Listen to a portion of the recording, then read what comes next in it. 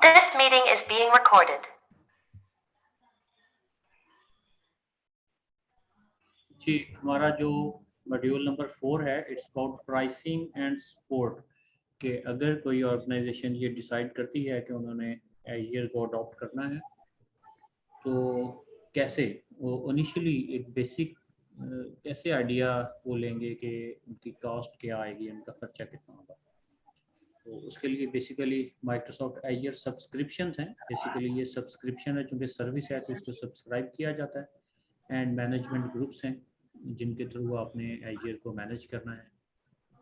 आप प्लान कर सकते हैं, मैनेज कर सकते हैं एजियर की कॉस्ट्स को। और एजियर आपको सपोर्ट ऑप्शंस क्या देता है, ठीक है, एजियर की तरफ से आपको क्या सपोर्ट मिलती है, SLAs क्या हैं, और सर्विस लाइफ साइकिल्स एजियर के जो हैं वो क्या है। तो अगर हम सर्विसेज की बात करें तो फर्स्ट ऑफ ऑल आपको एजियर का कोई अकाउंट चाहिए होता है। ये कोई भी यूज़र है जो एजियर के लिए अप्लाई करेगा, और कोई ऑर्गेनाइजेशन है वो एक सब्सक्रिप्शन भी ले सकते हैं। सपोज वो एक ये डेवलपर की सब्सक्रिप्शन ले लेते हैं, वो 2 भी ले सकते हैं। टेस्ट सब्सक्रिप्शन एक ले लेते हैं, वो 3 भी ले सकते हैं प्रोडक्शन के लिए, वो 10 भी ले सकते हैं, कोई इशू नहीं। तो इट डिपेंड्स कि उनकी कितनी सब्सक्रिप्शन हैं। तो सब्सक्रिप्शन के लिहाज से फिर उनकी बिलिंग होगी, ठीक है, उसके हिसाब से कि जिस तरह की उनकी सब्सक्रिप्शन हैं उस हिसाब से उनकी बिलिंग जो है वो उनको पे करनी पड़ेगी। तो एजियर को अडॉप्ट करने के लिए 2-3 तरीके हैं। एक तो है कि फ्री में आपको मिल सकता है, first of all. Next slide पे इसका आ रहा है। दूसरा है पे एज यू गो। आप जितना यूज़ कर रहे हैं उतना आप उसको बिल कर दें, उतना आपको बिल आ जाएगा। तीसरा है एंटरप्राइज एग्रीमेंट। इसका मतलब है कि बहुत बड़ा इदारा है कोई, और वो जो है 1 साल के लिए, 2 साल के लिए, 3 साल के लिए एजियर का प्लान जो है वो परचेज करता है। और एजियर ने स्टूडेंट्स के लिए भी सब्सक्रिप्शन दी हुई है। जो फ्री वाला अकाउंट है एजियर का, इट्स फॉर एक्चुअली 12 मंथ्स। और आपको $200 का इवन क्रेडिट भी मिलता है। आप एजियर की $200 की सर्विसेज भी यूज़ कर सकते हैं, लेकिन विद इन 1 मंथ, ठीक है।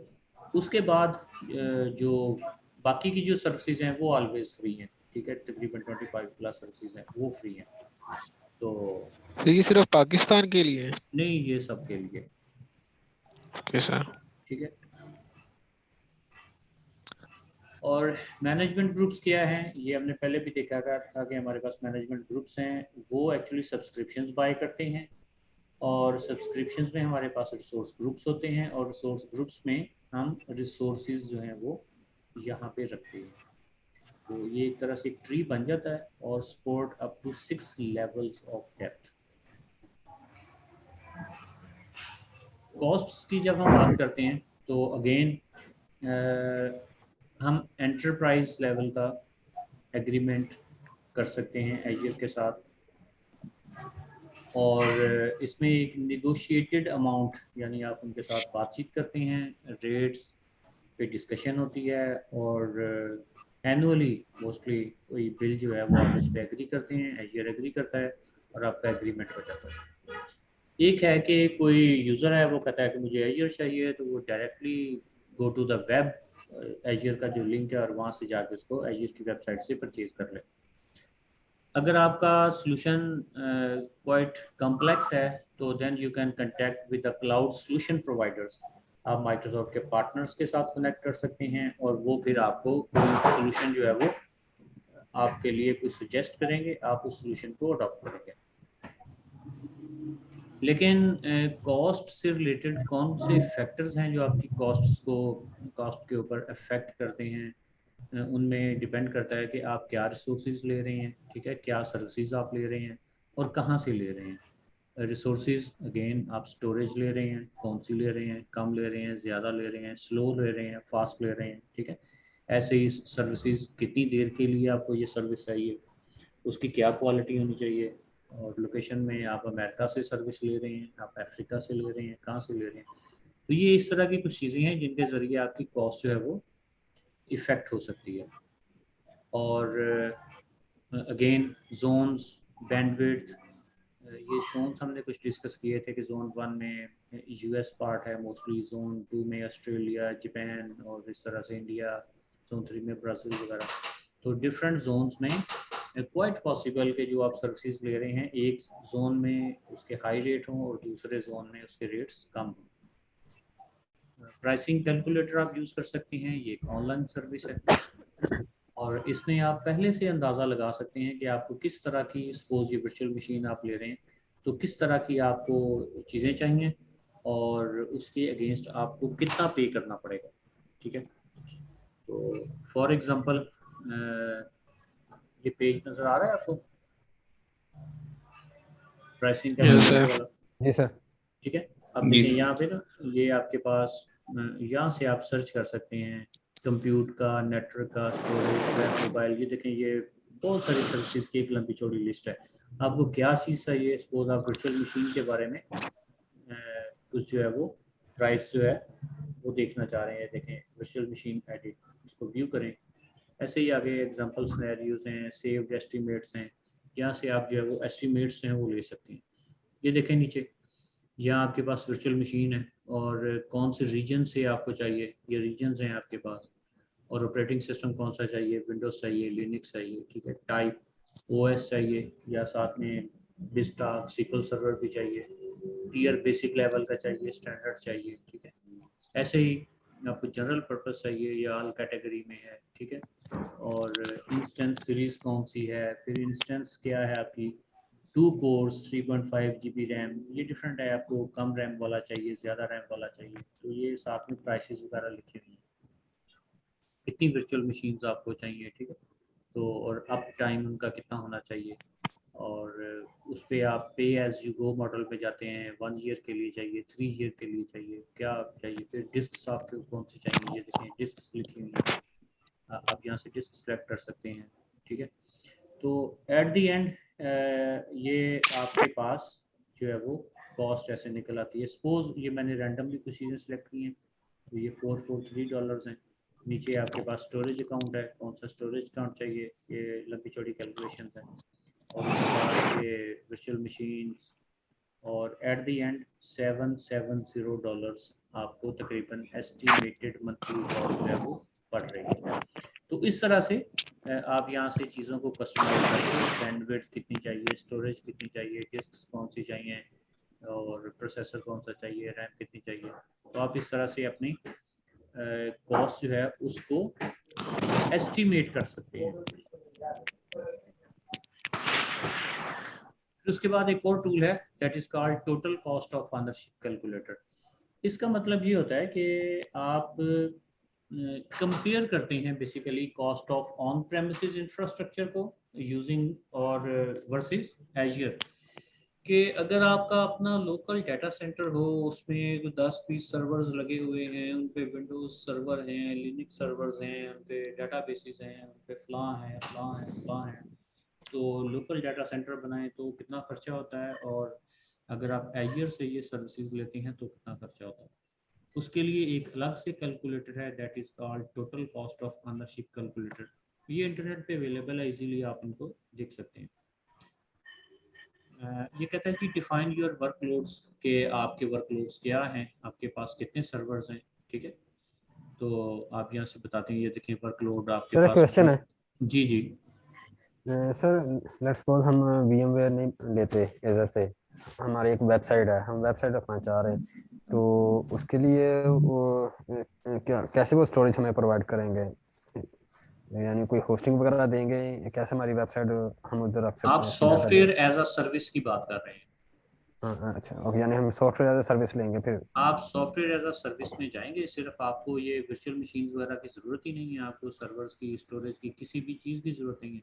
आप सॉफ्टवेयर एज अ सर्विस में जाएंगे, आप यानी जैसे आप गो डैडी वगैरह से आप होस्टिंग सर्विस स्पेस नहीं परचेज करते, जी जी जी। आपको जस्ट स्पेस चाहिए थोड़ी सी होस्टिंग के लिए, तो सही, तो आप ये उधर हम वर्चुअल होस्टिंग मशीन ले वगैरह लेंगे, क्रिएट नहीं करेंगे। और वो DNS जो DNS सर्वर वो होस्टिंग के अंदर ही होगा? इट डिपेंड्स कि आपको चाहिए या नहीं चाहिए। उसके बगैर तो नहीं सर वेबसाइट लाइव होगी, हाँ DNS तो हाँ देना ही पड़ेगा। हाँ, आपको वो आईपी एड्रेस देंगे ना, सपोज आपने आपने देखिए दो चीजें हैं ना, एक है आपकी रजिस्ट्रेशन होती है, डोमेन रजिस्ट्रेशन, एक होस्टिंग है। जी जी तो जहाँ से आपने डोमेन रजिस्टर करवाई है वो जी आपको जी। डोमेन का नेम भी रजिस्टर करके देती हैं और एक आईपी भी तो देती है ना। नेम सर्वर की बात कर रहे हैं?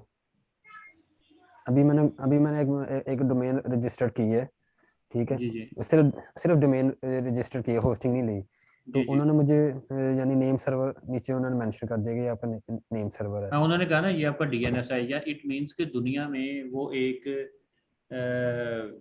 डीएनएस सर्वर के तौर पे वो जाना जाता है। और डेफिनेटली आपने जो डोमेन का नेम रजिस्टर किया है उसके अगेंस्ट एक आईपी भी तो आपको मिला होगा ना, वो शेयर्ड भी हो सकता है, डेडिकेटेड भी हो सकता है, नॉर्मली शेयर्ड होता है। तो वो सही। जो आईपी है कि आपका सपोज abc.com आपने रजिस्टर कर लिया, तो जी abc.com का आईपी एड्रेस क्या है वो उस डीएनएस में लिखा हुआ है, ऐसे ही है ना। और अगर कल को आप आईपी चेंज करना चाहते हैं, यानी आप आपकी जो साइट है आप होस्टिंग किसी और से लेना चाहते हैं, तो इसका मतलब है कि आपका नेम वही रहेगा और आईपी चेंज हो जाएगा। तो आईपी जो चेंज होगा वो आप डीएनएस में अपडेट कर देंगे। सही, यानी डोमेन का आईपी डीएनएस सर्वर में डाल दूंगा। हाँ, वो न्यू आईपी जो है वो डीएनएस सर्वर पे डाल देंगे। हम्म, तो वेल यहाँ हम ये डिस्कस कर रहे हैं टोटल कॉस्ट ऑफ ऑनरशिप को, कि आपका एग्जिस्टिंग वर्कलोड क्या है डाटा सेंटर में, और अगर आप एजर पे जाते हैं तो क्या डिफरेंस आएगा। अब यहाँ पे देखें जी, आपके पास क्या है जी, विंडोज लिनक्स के सर्वर्स हैं या सिर्फ ऐप है आपके पास, ये देखें ना वेब ऐप है सपोज सिर्फ आपके पास, तो वर्चुअल मशीन्स हैं या फिजिकल सर्वर्स हैं। सपोज मैं कहता हूँ जी फिजिकल सर्वर्स हैं या इवन वर्चुअल मशीन्स हैं, जो भी आपने यहाँ से सिलेक्ट करना है वो सिलेक्ट कर लें। ऑपरेटिंग सिस्टम कौन सा है, विंडोज़ है, और कौन सा है, स्टैंडर्ड लाइसेंस है डाटा सेंटर का, कितनी वीएम्स हैं, 10 है। वर्चुअलाइजेशन एनवायरनमेंट कौन सा है, हाइपर वी है, वीएम है, कौन सा है, कितने कोर्स हैं, कितनी रैम है, एटसेट्रा एटसेट्रा। ये वर्कलोड 1 है आपका। ऐसे ही वर्कलोड 2 है, वर्कलोड 3 है। मतलब आप इसमें सर्वर्स ऐड करते जाएंगे ना सारे, डेटाबेसेस आप अपनी ऐड करेंगे, स्टोरेज ऐड करते जाएंगे, नेटवर्क्स ऐड करते जाएंगे, ठीक है। और एट द एंड आपको जो है वो विद फ्यू अदर थिंग्स के ये सारा आप उनको इंफॉर्मेशन प्रोवाइड करेंगे, और एट द एंड क्या होगा, वो आपको कॉस्ट एक निकाल देगा कि अगर आप डाटा सेंटर अपना बनाते हैं, प्राइवेट क्लाउड बनाते हैं, तो आपका ये खर्चा होगा, और अगर आप क्लाउड पे जाते हैं तो आपका ये खर्चा होगा। लाइक ये देखें, ये ऑन प्रेमिसेस में ये ब्लू वाला है, इसमें बहुत ज़्यादा कॉस्ट है, लेकिन अगर आप एजर पे जाते हैं तो आपकी कॉस्ट बहुत कम है। तो ये तो अभी हम जस्ट एक ओवरव्यू सा देख रहे हैं ना, हम चीज़ों को डिटेल में नहीं देख रहे किसी भी चीज़ को। तो लेकिन हमें ये पता चल गया कि ओके माइक्रोसॉफ्ट प्राइसिंग कैलकुलेशन में भी हमारी हेल्प करता है कि हम किस तरह से प्राइस कैलकुलेट कर सकते हैं। तो ये total cost of ownership calculator है, और इससे पहले हमने प्राइसिंग कैलकुलेटर देखा था, सिंपल प्राइसिंग कैलकुलेटर।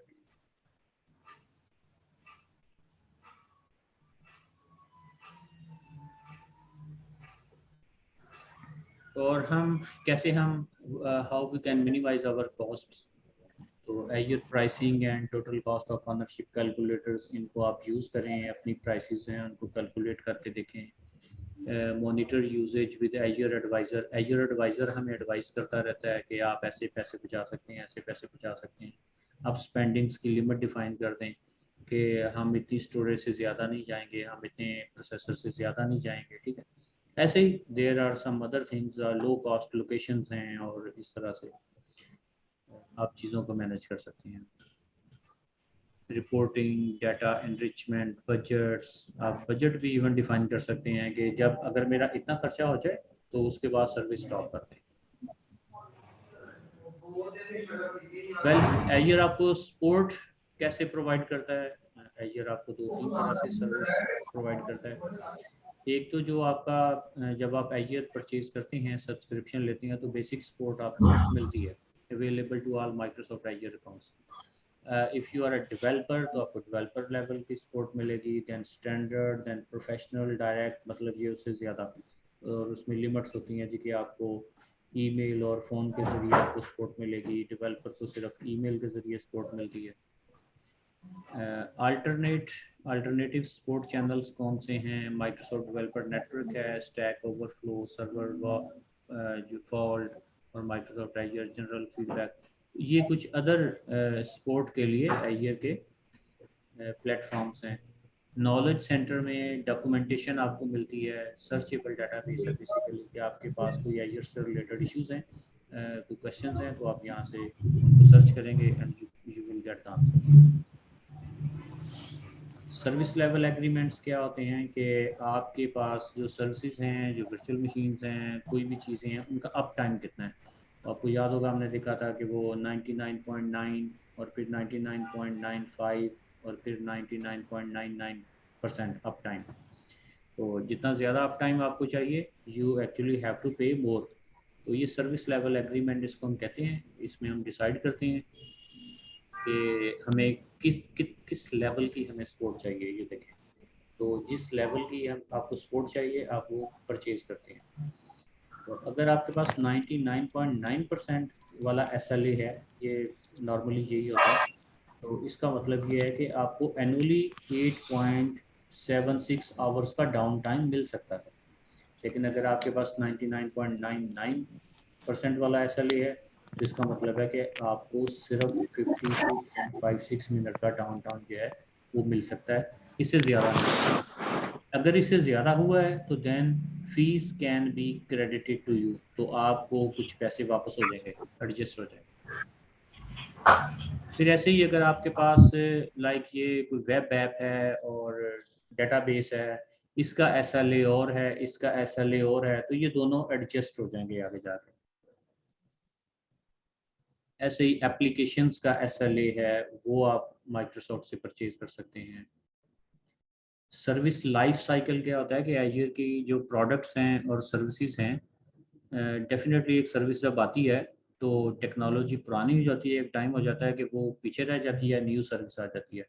तो न्यू सर्विस जो आती है पहले वो बीटा में आती है, टेस्ट बीटा में, और नॉर्मली जो प्राइवेट प्रीव्यू है वो जो एजर के जो कस्टमर्स होते हैं उनको वो फ्री में मिलती है फॉर एवेल्यूएशन पर्पस कि उसको वो यूज़ कर सकें। और फिर पब्लिक प्रीव्यू में आती है कि लोग जो जनरल कस्टमर्स हैं वो भी उसको यूज़ कर सकें। जो प्राइवेट प्रीव्यू है वो सिलेक्टेड कस्टमर्स को मिलती है, और उसके फिर आप फीचर्स वगैरह देखते हैं, then you report to Microsoft, वो टेस्ट करते हैं कि अच्छा यूज़र्स ने इसको टेस्ट किया है।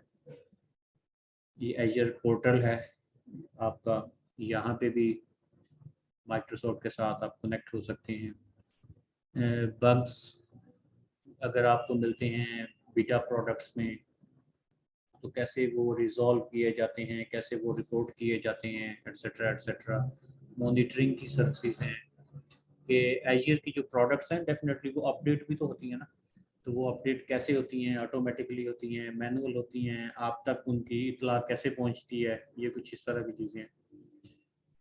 तो ये हमने एजर का एक कह लें कि एक जनरल सा ओवरव्यू किया है कि जिसमें हमें कुछ बेसिक चीज़ों का आइडिया हो जाए कि अच्छा क्लाउड होता क्या है और हम क्लाउड को यूज़ करके क्या कुछ कर सकते हैं, क्लाउड हमें किस तरह की सर्विसेज प्रोवाइड करता है, क्लाउड को हम कैसे परचेज कर सकते हैं, और क्या क्या फीचर्स और क्या क्या सर्विसेज वगैरह क्लाउड में हो सकती हैं।